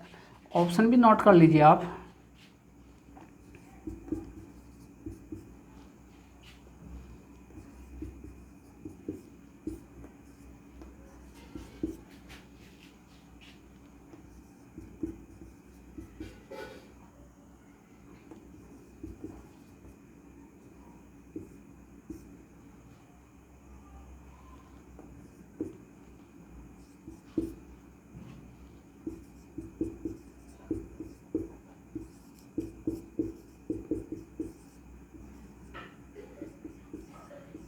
ये आपके पास है। ठीक है भाई, इसलिए कह रहा हूँ डिजिटल का चल रहा है आपके पास, प्ले लिस्ट में जाए डिजिटल के वीडियो लेक्चर देखिए आपके पास। ठीक, तो समझ सकते हो अभी तक जितने क्वेश्चन आए हैं मैक्सिमम जो है आपको मिल रहे हैं इलेक्ट्रॉनिक्स वाले पोर्शन में। इसलिए इलेक्ट्रिकल वाले से बहुत रिक्वेस्ट है भैया, अगर सिलेक्शन चाहिए तो आपको मशीन पावर सिस्टम बेसिक के अलावा आपको इलेक्ट्रॉनिक्स पोर्शन में भी फोकस करना पड़ेगा। 2-3 सब्जेक्ट पढ़ने से आप लोगों का सिलेक्शन नहीं होगा, आपको सिलेक्शन चाहिए तो आपको ना। तो देखिए बच्चों, यहाँ पर सॉल्व करते हैं हम, क्या पढ़ते हैं, ग्रुपिंग करते हैं, पेयरिंग बनाते हैं। पेयरिंग का रूल क्या होता है, सबसे पहले जो अष्टक बनाते हैं, फिर क्या बनाते हैं, क्वाड बनाते हैं, फिर आपके पास पेयरिंग करते हैं, फिर लोन पेयर बनाते हैं। तो देखिए यहाँ पर आपके पास देखिए कोई पेयरिंग जैसा कोई पेयरिंग क्या करते हैं, आसपास वाले को देखिए कोई बन ही नहीं पा रहा है। यहाँ पर बन पा रहा है क्या, यहाँ देखिए आपके पास बनने कहीं पर भी आपके पास नहीं बन रहा है। इसका मतलब आपको लोन पेयर का ही करना पड़ेगा। तो लोन पेयर अकेले ही बनाना पड़ेगा इनका। ये देखिए आपके पास ठीक है, कोई पेयर बना ही नहीं पा रहा। बताइए, आपको पूरा क्लास में तो पूरा पढ़ा दिया गया है आपके पास, ठीक है। ये तो करेंगे क्या भाई, हमारे पास जो आउटपुट है इसको लिखने का तरीका भाई क्या होगा, सॉप फॉर्म में लिखेंगे। क्या सॉप का मतलब सम ऑफ प्रोडक्ट, पहले प्रोडक्ट करेंगे फिर क्या करेंगे, जोड़ेंगे। तो देखिए इसको क्या लिख सकते, पहले चलिए यहीं से शुरू करते हैं। ये देखिए सॉप में देखिए जब आउटपुट 1 होता है तो उसको लिखा जाता है। सॉप में देखिए जहाँ 0 आएगा वो बार से लिखेंगे, जहाँ 0 नहीं आएगा उसे क्या लिखेंगे, बताए किससे लिखेंगे, जहाँ 1 आएगा उसे विदाउट बार लिखेंगे। ये देखिए, तो ये देखिए 1 है तो ये विदाउट बार आएगा क्योंकि ये आपका क्या है 1 है। ये देखिए इसमें क्या है, ये तो 1 है लेकिन इसमें क्या है 0 0, तो ये क्या आएंगे बार के साथ। बताइए, जिन लोगों ने पहले पढ़ा है वो तो ठीक है, जिन्होंने पढ़ लिया मुझसे। नेक्स्ट देखिए यहाँ पर देखिए ये क्या आया 0, यानी ये बार के साथ आएगा।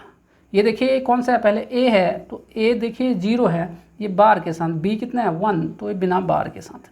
प्लस ये देखिए ये तो क्या है बार के साथ क्योंकि 0 है। बाकी ए और बी 1 1 है तो बिना बार के। ये देखिए यहाँ पर फिर से सी, इसमें देखिए बार के साथ, ए बिना बार के साथ बी। ठीक है, इतनी बात क्लियर होगी।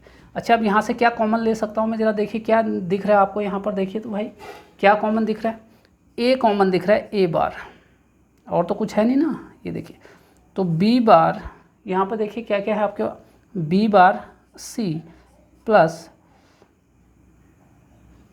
बी सी बार, ये आपके एक दिख गया। प्लस यहाँ से क्या कॉमन है भाई, ए कॉमन यहाँ भी है ना, ए है आपके पास। और दूसरा कॉमन क्या है भाई, यहाँ देखिए ए कॉमन है, बी सी बार, ठीक है। ये आपके पास यहाँ देखिए आपके पास ये ठीक है।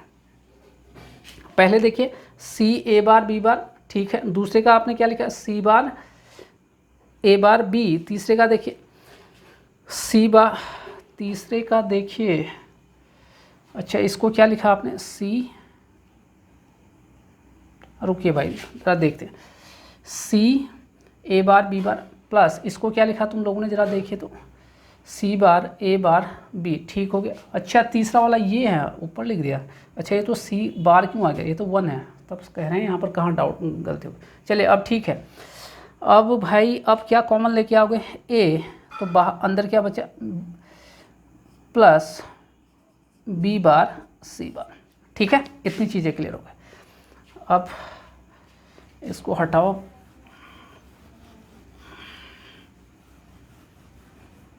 यहाँ देखिए आउटपुट बराबर, ये देखिए ये याद है कुछ, ए एक्सॉर बी क्या होता है, A bar B plus A B bar, यही बनना है। तो लेकिन यहाँ पर कुछ अलग चीज़ें हैं, तो ए बार तो ठीक है, ये क्या बनना है, बी एक्सॉर सी।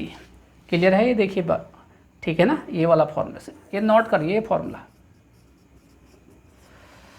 प्लस यहाँ देखिए ये क्या बन रहा है, एक्सॉर, ये तो ये बन रहा था, ये क्या बन गया, एक्सनॉर बन रहा है आपके पास। ए एक्सनॉर बी क्या होता है आपका, A B plus A bar B bar, और इसी को क्या लिखते हैं हम लोग, ए एक्सॉर बी का बार लिखते नहीं लिखते हैं। ये 2 फॉर्मूले आपके पास आ गए, ठीक। तो वही मैं यहाँ पे करने वाला हूँ। यहाँ पे देखिए ये क्या है, ए तो ठीक है अपनी जगह, इसकी जगह क्या लिखने वाला हूँ मैं, बी एक्सॉर सी बार लिख देने वाला। अब हमारा काम हो गया है। ये देखिए फिर से आपका यही वाला फॉर्मूला बना, तो ए एक्सॉर बी एक्सॉर सी, ये बन गया आपका। बताइए समझ में आया, तो बहुत अच्छा सा कॉन्सेप्ट इसमें पूछा है, तो आपका ये आंसर हो गया, ठीक है ना भाई। तो ये बेसिक चीज़ें क्लियर होना चाहिए। यही चीज़ें तो आपको क्लास में करा दिया है, सब कुछ तो बहुत डिटेल में कराया गया है सारी चीज़ें। तो आप अभी प्ले लिस्ट में भी अभी आएगा, उसमें चल ही रहा है डिजिटल, तो वहाँ भी ये चीज़ें क्लियर हो जाएगा। तो अच्छा सा आपका एक क्वेश्चन। नेक्स्ट देखिए,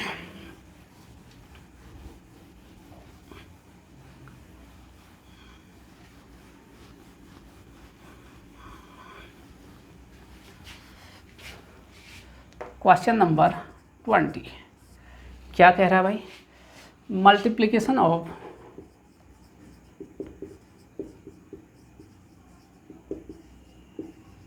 ऑफ टू बाइनरी नंबर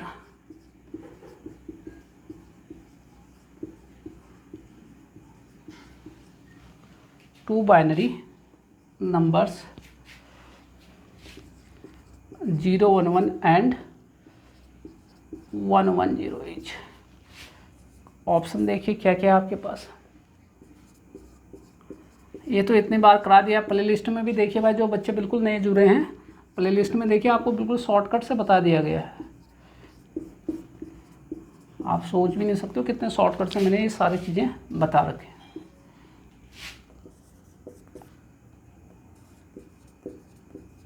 या तो कि दो नंबर दिए हैं बाइनरी, उनको मल्टीप्लाई करके बताया आंसर क्या होगा। भाई जो बच्चे बिल्कुल ही आपके पास कभी नहीं पढ़ा है डिजिटल, ऑब्वियसली मैक्सिमम बच्चों ने, तो आप प्ले लिस्ट में जाइए, वहाँ डिजिटल का अलग से चल रहा है, ईडीसी का चल रहा है और मशीन, 3 चीज़ें चल रही हैं। तो वहाँ देखोगे आपको मैंने सारा बहुत डेप्थ में पढ़ाएगा, जैसे क्लास में पढ़ाते हैं ऑफलाइन में, वैसे ही करा रखा है बिल्कुल डेप्थ में। तो देखिए सिंपल सा है भाई, आपके पास मल्टीप्लीकेशन का तो आसान है। क्या है आपके पास 110 को आप किससे इंटू करने वाले, 001 से, ये आपका आंसर आ गया। 1 से 0 1 1 इससे करिए, एक एक स्थान छोड़ते हैं ना, इससे 0 1 1 0 से करोगे तो 0 0 0, बस आ गया आंसर। यही है, जोड़ दीजिए आपका 0 1, ठीक है, 1 में 1 जोड़ोगे कितना होगा 2, 2 का 0। अब उन बच्चों को तो समझ में नहीं आएगा भाई ये 0 कैसे हुआ करके, तो इसलिए प्ले लिस्ट में जाओ, वहाँ बताया है कि बाइनरी एडिशन, बाइनरी सब्ट्रैक्शन सब बताए हैं। ठीक है, 1 1 1 कितना 2, 2 का 0, कैरी कितना 1, तो 1 ये हो गया, ये कैरी आता है 2 का 0, कैरी कितना है 1, 1 में 0 जोड़ोगे 1, तो 10010 कहाँ पर है ये, तो ये देखिए। तो देखिए ये सारी चीज़ें मैंने आपको बहुत अच्छे से डिटेल डेप्थ में बताया कैसे मल्टीप्लाई करना है, सारी चीज़ें आपको। तो बच्चे जो बिल्कुल नए हैं, आप प्ले लिस्ट में जाके डिजिटल का शुरू से देखिए सारे लेक्चर, ठीक है। तो दोस्तों अगर ज़्यादा क्वेश्चन लूँ अभी तो बहुत लेंदी पड़ जाएगा, बहुत टाइम लगेगा, इसलिए मैं अलग अलग पार्ट में इसको सॉल्व, 100 क्वेश्चन है, 20 पार्ट इस पार्ट में करें, नेक्स्ट क्वेश्चन क्या करेंगे नेक्स्ट में पार्ट में करेंगे, नेक्स्ट पार्ट में अन्य क्वेश्चन, फिर ऐसे ही आपको 20-20 क्वेश्चन का पार्ट बनाएंगे, ठीक है ना, ताकि आपको लेंदी न लगे। मेरा एम ये है कि आप लोगों को अच्छे से समझो और चीज़ों को देखिए कि क्वेश्चन का लेवल क्या रह रहे हैं। देखिए अभी तक यही पता चल रहा है कि आपका इलेक्ट्रॉनिक्स पोर्शन को आपको मजबूत करना है, तभी आप जो है सिलेक्शन पा सकते हो, चाहे किसी भी स्टेट के एग्ज़ाम आप दे रहे हो। और ठीक, तो जो लोग जो हैं, जिन लोगों ने एग्ज़ाम दिया है और जिन लोगों ने अभी जो है एग्ज़ाम देने के इच्छुक हैं, जो अभी वैकेंसी आएगी अब आने वाले फ्यूचर में, तो वो लोग नीचे कमेंट बॉक्स में जाइए और कमेंट करिए कि सर हमने एग्ज़ाम दिया है या आप देने वाले हैं, ये आपको समझ में आया नहीं आया, इतने जो सॉल्यूशन करा उसके बारे में ज़रूर मेंशन करिए, ठीक है। और ठीक, तो आपको जो है नेक्स्ट पार्ट में अन्य क्वेश्चन लेके आऊँगा, ठीक। तब तक आपको क्या करना है, सारे वीडियो लेक्चर आपको शुरू से लास्ट तक प्ले लिस्ट में जाके देखिए, ठीक। थैंक यू दोस्तों।